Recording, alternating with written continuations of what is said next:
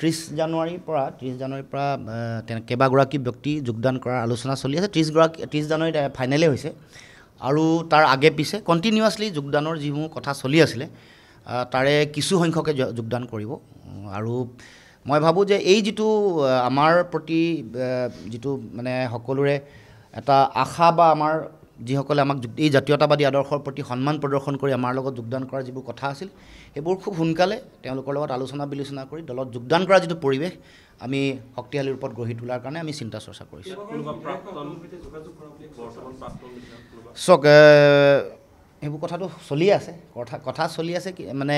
finalise হোৱা নাই বিধায়ক আৰু প্ৰাক্তন সাংসদ কিন্তু খুব সোনকালে এইবোৰ নিশ্চয় নিষ্পত্তি হ'ব প্ৰাক্তন বিধায়ক প্ৰাক্তন সাংসদ প্ৰাক্তন নেতা অসমৰ জাতীয় জীৱনৰ কিছুমান মানে প্ৰতিষ্ঠিত নেতা সংগ্ৰামৰ নেতা সেইসকল যোগদান কৰিবৰ কাৰণে চিন্তা চৰ্চা ইতিমধ্যে হৈছে আৰু খুব সোনকালে যোগদান কৰিব